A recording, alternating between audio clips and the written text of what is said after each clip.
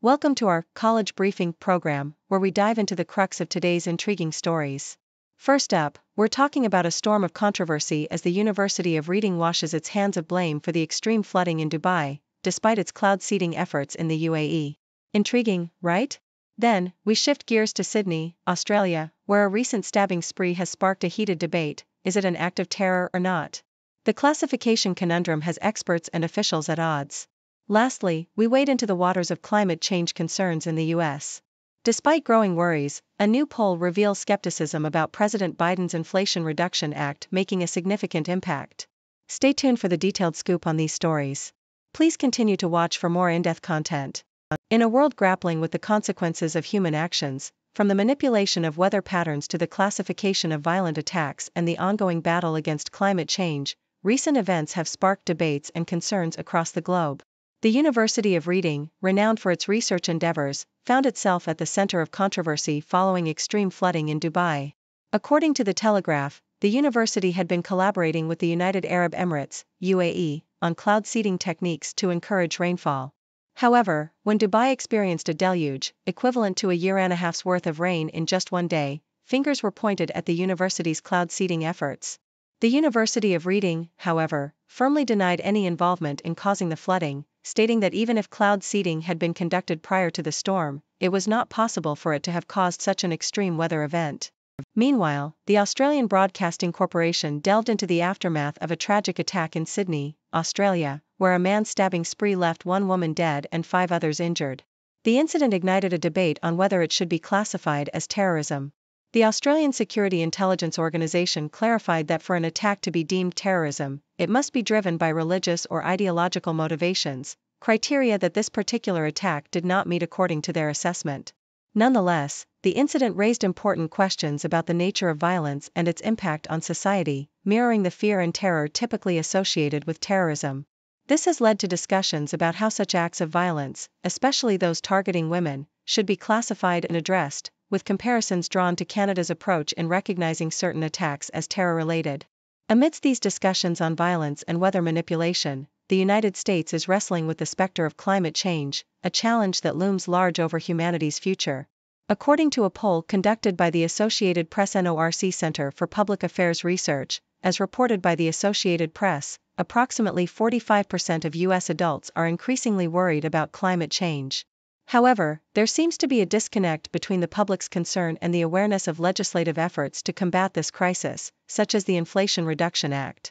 This legislation, aimed at addressing climate concerns through provisions like promoting electric vehicles and offering tax credits for renewable energy projects, has yet to resonate fully with the American public. The poll revealed a mixed trust in President Joe Biden's handling of climate change compared to his predecessor, Donald Trump, and highlighted a general consensus that the federal government needs to do more to tackle this existential threat. These stories, from the flooding in Dubai to the attack in Sydney and the ongoing struggle against climate change, reflect the complex challenges facing our world today. They underscore the importance of understanding the nuances behind each event, whether it's the scientific basis of weather modification, the criteria for classifying violence, or the effectiveness of policy measures in addressing climate change. As we navigate these issues, the need for informed debate, comprehensive solutions, and a collective effort to address the root causes of these challenges has never been more apparent. In the bustling world of today, where technology bridges gaps and voices demand to be heard, stories of struggle, innovation, and concern paint a vivid picture of the current state of affairs. From the health sector grappling with funding issues in New South Wales, to teachers in West Australia standing up for fair compensation, and across the oceans to the United States where climate change stirs growing unease, these narratives share a common thread of community and resilience. The Sydney Morning Herald brings to light the precarious situation of a telehealth psychiatry service in New South Wales, a lifeline for individuals like Fiona, who found solace and support after traumatic brain injuries. This innovative service, teetering on the brink of closure due to a dire funding shortfall, requires a mere $400,000 a year to continue its operations. Despite the clear benefits and the critical need for such mental health support, the June state budget turned a blind eye, leaving many to fear for their well-being as the clock ticks down to a September deadline.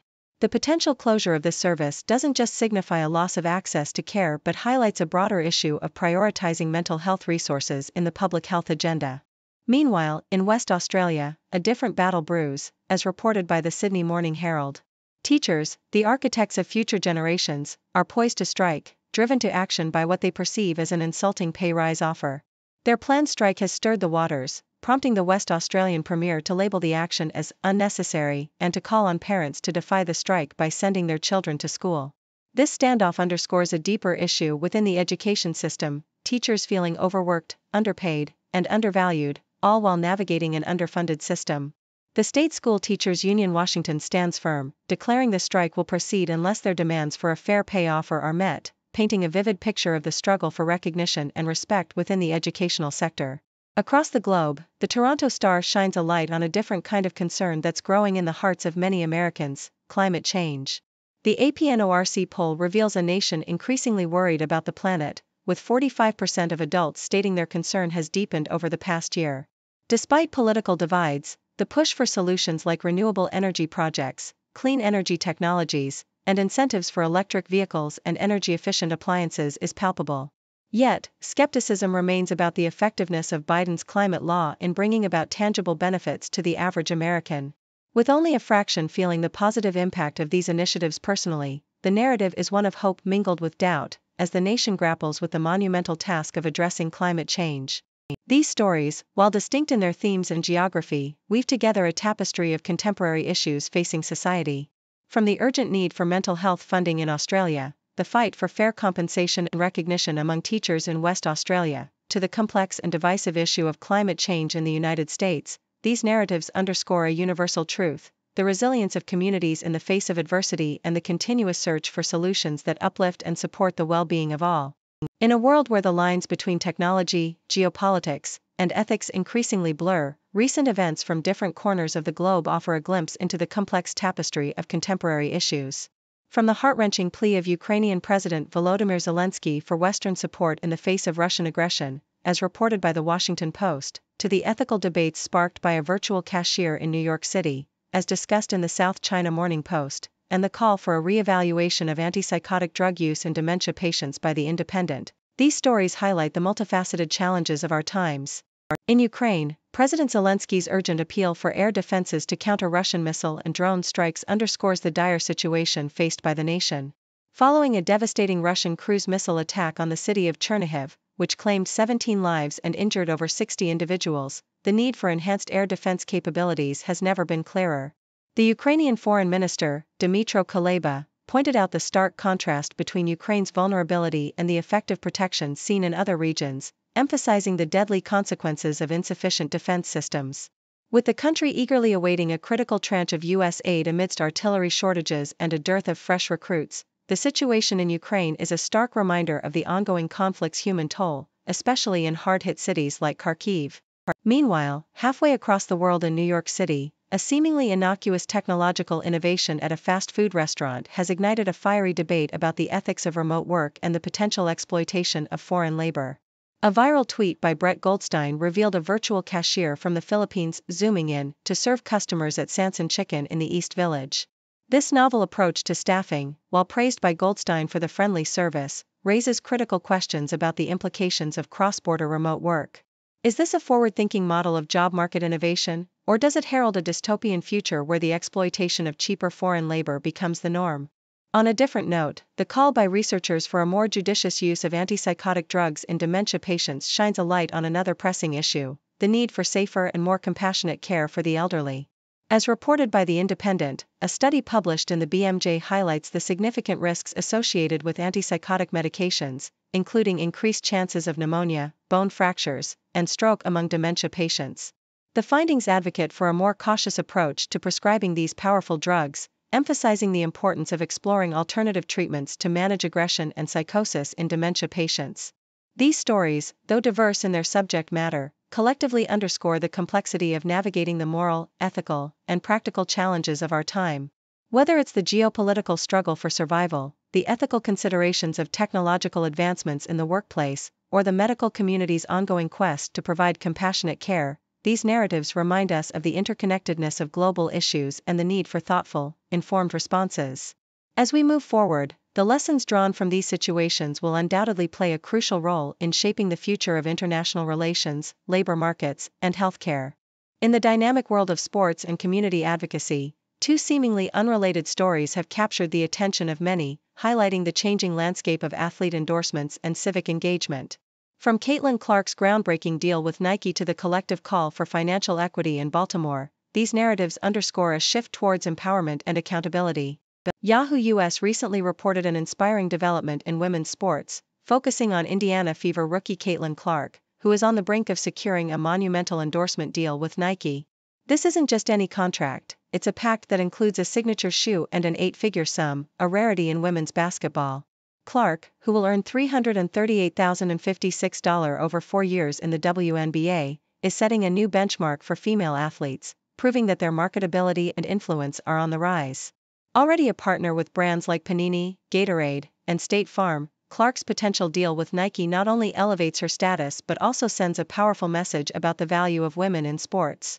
This story is not just about a personal achievement but a significant milestone in the journey towards gender equality in sports endorsements. Meanwhile, in Baltimore, a different kind of empowerment is taking shape, as reported by Yahoo US. Residents are rallying for major institutions to contribute more to the city's coffers, challenging a 2016 agreement that exempts 15 major educational and medical institutions from paying about $120 million per year in property taxes. This collective call for action is spearheaded by the With Us For Us coalition, which is pushing for a charter amendment to renegotiate the payment in lieu of taxes pilot agreement. The group's efforts aim to address budget shortfalls and ensure that these institutions pay their fair share, reflecting a broader movement towards fiscal equity and community engagement. This story is a testament to the power of civic participation and the ongoing struggle for financial justice in urban communities. On a different note, the world of college basketball is witnessing its own form of empowerment, as detailed by Yahoo US. Jizzle James' decision to return to the University of Cincinnati, endorsed by Chad Johnson, is more than just a sports headline, it's a reflection of the new era of college sports. With the ability to profit from name, image, and likeness, NIL deals, athletes like James have newfound autonomy over their careers. His choice to stay with UC, despite limited playing time, underscores the evolving landscape of college sports, where loyalty and potential can outweigh immediate success. James' return, coupled with the retention of other key players, could very well lead to a triumphant season and an NCAA tournament appearance, showcasing the strategic and personal dimensions of athlete decision-making in the NIL era. These stories, though diverse in their focus, all share a common thread: the pursuit of empowerment. Whether it's Caitlin Clark breaking barriers in sports endorsements, Baltimore residents advocating for fiscal equity, or Jizzle James navigating the complexities of college athletics, each narrative highlights a broader movement towards empowerment and accountability. In a world where athletes and citizens alike are finding new ways to assert their value and demand fairness, these stories are not just news items, they're chapters in the ongoing story of progress and change. In a world where the influence of prominent figures can sway public opinion and action significantly, the case of Pastor Chris Oyakhilome, a megapastor with a massive following across Africa, has raised eyebrows and concerns. According to the BBC, Pastor Oyakhilome has been fervently pushing anti-vaccine conspiracy theories, specifically targeting the new malaria vaccine being distributed in African countries. With a reach that spans continents, his message has the power to influence the health decisions of millions. The pastor has released at least 5 anti-vaccine documentaries in the last 6 months, cleverly evading social media companies' policies against anti-vaccine content. His claims, which include vaccines being part of an evil agenda to depopulate the world, have alarmed medical experts. They worry about the potential negative impact on vaccine uptake in regions where vaccine-preventable diseases are a significant threat. Pastor Oyakhilome's stance is not just limited to the malaria vaccine. He has also targeted the human papillomavirus (HPV) vaccine, crucial in protecting women against cervical cancer.